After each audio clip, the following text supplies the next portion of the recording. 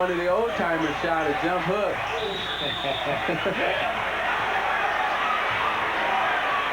That shot is never going out of style.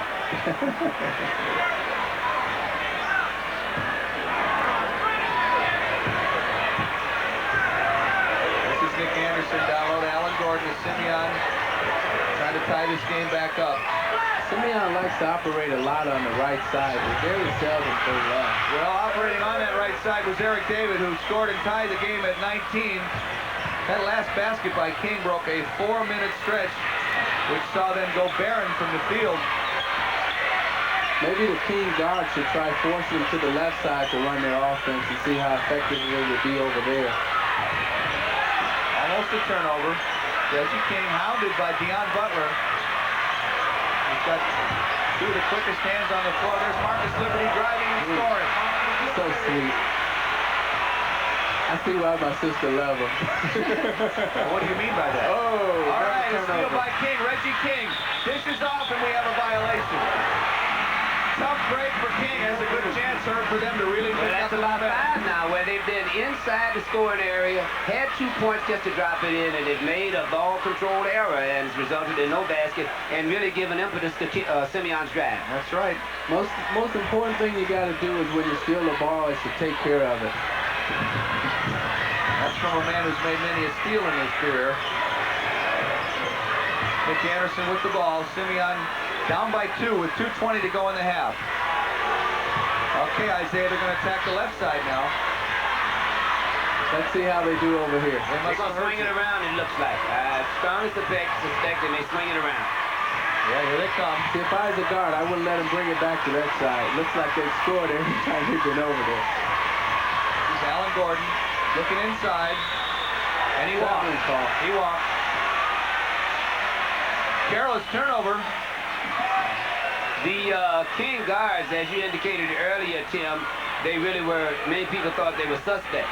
If you look at their contributions in this game up to this point, they have been very effective. They have not turned the ball over very much. They have created a lot of problems for Simeon, and so far, that's the difference in the game. That zone's really spread out. That should be a... In low to Kevin Williams. Off the rim, no good. Irvin Small controls. Up court quickly to Alan Gordon. Eric David to Deion Butler, and now here's Nick Anderson. Crashes in. Rejected. Gets it back. Off the rim, no good. Reggie King was called for the foul. He's a strong player, Anderson.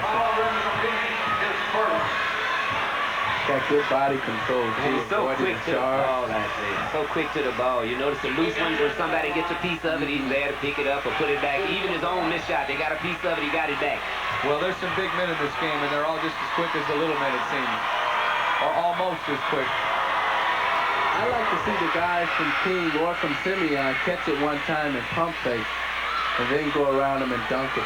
Because it seems like they're jumping at everything. Anderson's first free throw makes this a 21-20 game. A minute 25 to go in the half. We're tied. I like for Anderson to be on my team now. I'm sure you can arrange that. Smart thing by Simeon. He stole the ball. They went from a zone to a man that time, Isaiah. That messes up a lot of teams anytime you go from a zone to a man, because in the zone you have the tendency to stand around, and when teams go back to man, now you have to move, and that slows you down. The man you just saw was Bob Hamrick, the Simeon coach, who's obviously ordered. Simeon. I was just going to say he had ordered to let the air out until the end of the half, but Nick Anderson took it right in there. Ball was knocked out of bounds, so Simeon retains possession. 56 seconds left in the half, and we're tied. Boy, it certainly looked to me like they were going to play for the last shot, and Anderson took it in. King is in a man right now. Down low, Irvin Small hits. It's 23-21, but King has a chance to tie it back up with 38 seconds left. Swing it across. Simeon still in that zone. 28 seconds to play. Now Reggie King looks to the bench for instructions. Landon Cox holds up the fist, which means the spread offense, right, Herb? Right, exactly. They're going to get it down to about 7 or 8 seconds, and then he'll motion them to attack the basket or go to the basket. Simeon right now enjoying his first lead of the game. Marcus Liberty throws it up, and it rolls in. With 5 seconds to go. Almost a steal. Here's Alan Gordon throwing it up. Off the front rim, no good, and it's tied 23-23 as we're at the end of the first half of this game. Well, couldn't have been any more exciting, Tim. Not too bad. Let's see how the second half stacks up. We'll be back.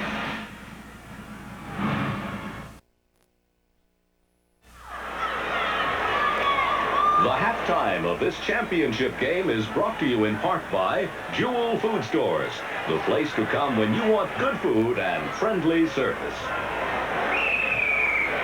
We're back here on the floor of the Illinois-Chicago Pavilion. I'm joined by Carolyn Palmer, the cheerleading coordinator for the city of Chicago, the Public League.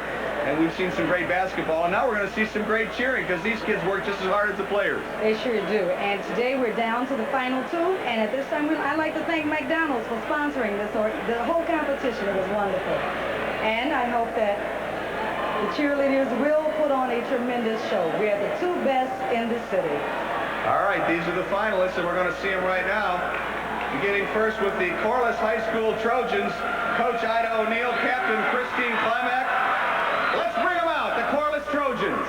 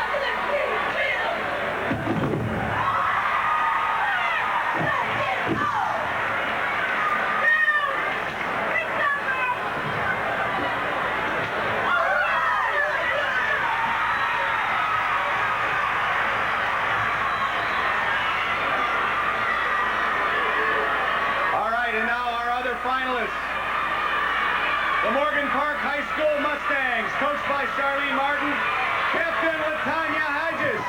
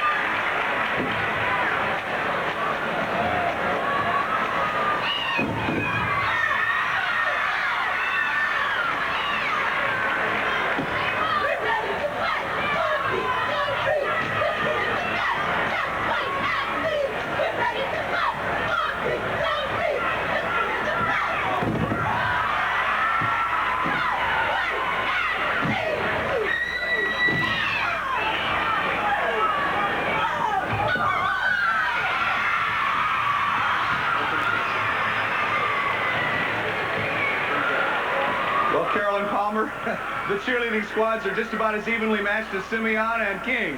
I think so. Not only that, they're both sharp. They both have a lot of precision, and we give them a lot of credit for today. All right, well, we'll announce the winner at the end of the game today, but we've still got a lot more game ahead of us. Second half action coming up in just a moment. We'll be back. Hi, I'm Joel Thomas of Robeson High School, asking you not to give cocaine a chance to fry your brain and put your life in a trance. In 1933, when the sun rose on Ed Wheeler's farm, he was harvesting his crop for Jewel, just 50 miles away. That meant freshness for Jewel shoppers. In today's Jewel farm stand, we take special care to rush in produce from all over America, fresh from the harvest for that same just-picked freshness. We learn from our past how to serve you better today. Take a new look at old friend Jewel.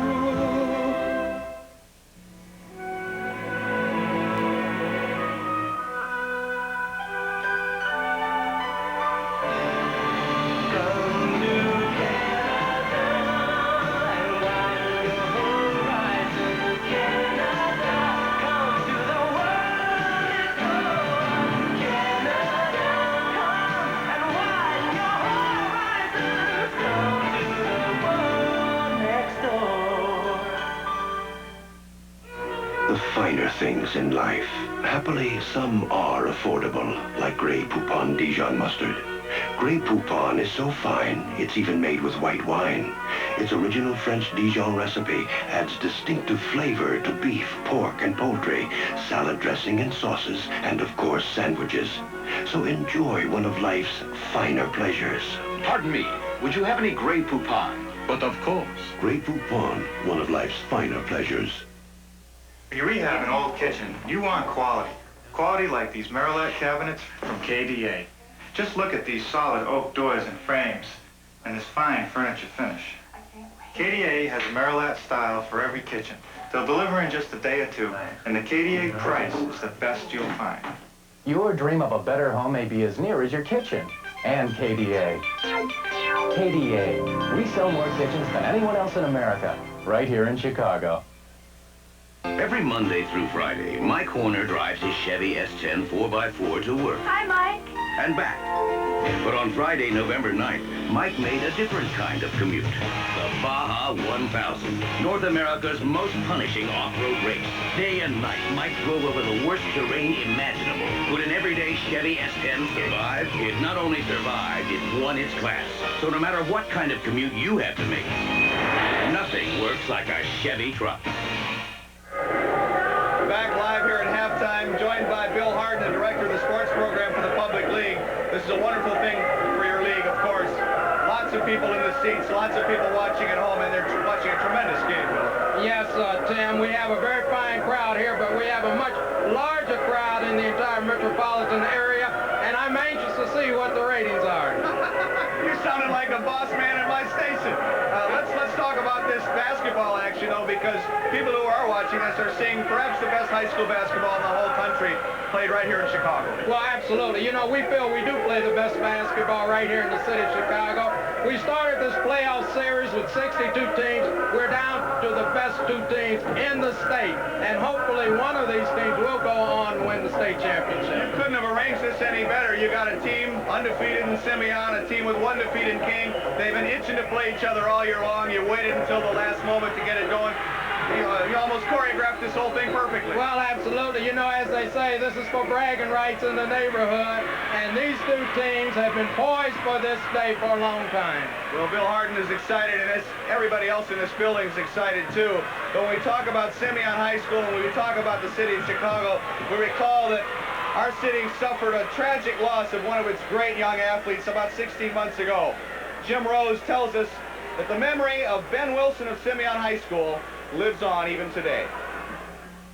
Number 25 will never be worn by a Simeon basketball player again. That was Benji Wilson's number, and 2 years ago he was rated as the best high school basketball player in the entire United States. Ben is gone now, the victim of another senseless shooting on the streets of Chicago by a couple of young gang members with nothing better to do. A school, a community, Indeed, an entire city mourned the untimely passing of this bright, young 17-year-old. But it wasn't just Benji Wilson, the basketball player, that everyone was missing. It was Ben Wilson, the human being. I'm happy to stand here today and say that he demonstrated with his short life of 17 years dignity and self-respect, first for himself and every man. Benji Wilson was buried on November 24th, 1984, but his spirit continues to live on today because the tragedy served to unite a community into action to combat the growing cancer of youth gang violence. I want to see my kids grow up, and I want to see our neighbors' kids grow up. We need to stop this. It has to stop. All the other murders we didn't react to set the stage for this one. Now it is up to us to make sure that Ben's achievements, not his death, remain triumphant. It is up to us to make sure that violence is not allowed to decide the score. Ben's mother, Mary Wilson, galvanized all that talk into action. She formed the Ben Wilson Foundation. It began with a dinner held a year ago and blossomed into a drive for scholarships, sports programs, and job skill workshops as an alternative to the gangs. I think that the foundation will be able to instill, to get children involved in athletic activities in the community little leagues and camping and things that will help them to direct their energies into something constructive. Ben Wilson would have liked that, because involvement was what Ben Wilson's life was all about. And his memory should serve to remind us all of how important we can be in keeping our city a great place to live. And this is Mary Wilson, Ben Wilson's mother, who's had a lot of heartaches to deal with in the last 16 months, but you're getting on, and so is the memory of Ben Wilson being passed along to many people who maybe weren't fortunate enough to meet him. Exactly. This is what I said the first day that I found out my son was no longer living, that I wanted to keep his memory alive in a positive way. And I think we've made a big step in that direction. We just released our first newspaper for the foundation today, and we're certainly looking forward to Ben Wilson's second annual memorial birthday on Sunday at McCormick Center, 23rd and Lakeshore Drive at 5 p.m. This is the major fundraiser for the foundation. Mary, I'm sure that Ben would love to be watching this game here today with all his great friends in there against King, and you're excited too, because you don't get any better than this. Oh yes, we can't get any more excited than I am. I'm just trying to hold it down a bit here.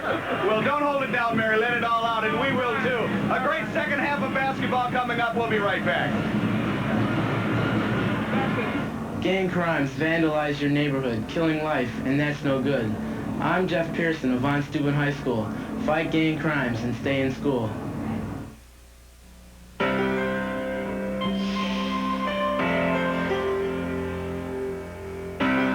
Come become the beautiful flower that floats on the clear Kona Sea, where the sands of time run black and white, and the friendly Hawaiian spirit still lives, with the airline that's been Hawaii's friend for nearly 40 years, United. And come become the Hawaii that was and always has been in the friendly skies. 1, 2, 3.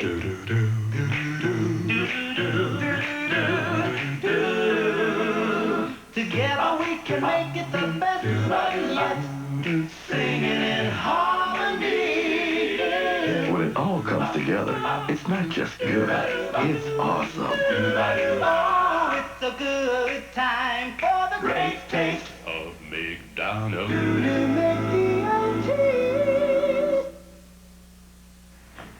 Going to the city? Yeah, home to the city. Better get Amoco Premium Lead Free. You know city driving. Yeah, I know. City driver, you need the gas that's tough enough for the city stop and go and freeway flow. The gas driver's rated America's highest quality premium lead free. Amoco Premium Lead Free. It's something I'm to serve on the city. Amoco. Was it tough out there, Daddy? Nah.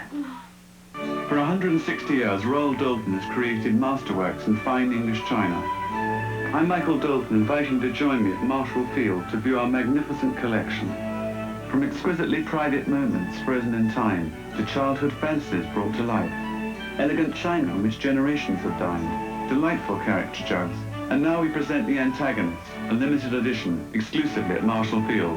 So join me as we celebrate the beauty and craftsmanship of Royal Doulton. She's the mystery. I don't care where you come from. Alaska will get you. Alaska is the story that my father told of swift rivers running with salmon and gold. Alaska is so many things I have never known.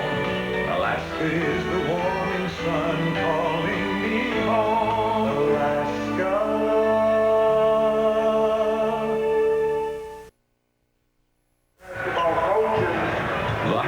Activities of the 1986 Public League Basketball Championship game is brought to you in part by Jewel, always looking for new and better ways to serve you better. What you're looking at here is Irvin Small, the talented senior for Simeon. Herb, he's still in a lot of pain. I was, at this point, this is his senior year, and he's, you know, you would hate to see a player have any injury, but certainly one not that would influence the outcome of a championship game. I hope that it's a minor injury and he's able to come back in because he's invaluable to the Simeon inside game. There you look at the percentages, which, just like the score, you can't get much more even than that. Look at the free throw percentage for King. Yeah, that's obviously the one serious disparity there, and that's kept Simeon in. The leading scorers at this point, Nick Anderson has 10 for Simeon, and Marcus Liberty has 11 for King. There you see Liberty. Reggie King was 6. Nobody's in foul trouble, and that's certainly good for both teams. One little surprise, though, Tim. I think Simeon has 10 rebounds and King has 8. That's kind of surprise when you consider the size of the two teams. That's true. I think it'll be interesting to see if King can come out with the same emotion that they came out with the first quarter and the first half. Simeon's been steady the whole game. It's interesting. It'd be interesting to see if King can rise to that level again. It's interesting also that Irvin Small finished the first half. He came back in with that cut over his eye, but he is not coming out to start the second half. His place being taken by Eric David. And Simeon will have the ball in the first chance to break this tie. It's a big boy. I think if what Coach Hambrick would like to see, if his team can kind of even hold their own until without Small. If they can do it without him, fine. If they can't, well, then he's going to have to put it back in the game if the injury will permit. Emmett Lynch going for the steal there for King. You would think if they're going to get him ready to play, they had a lot of time at halftime in which to do it, but they were not able to get him patched up. This is Nick Anderson taking it out. Alan Gordon now has the ball at the point over to Deion Butler. Teams look kind of cold. Neither one of them came out and shot at the half for too long. And sitting in at halftime,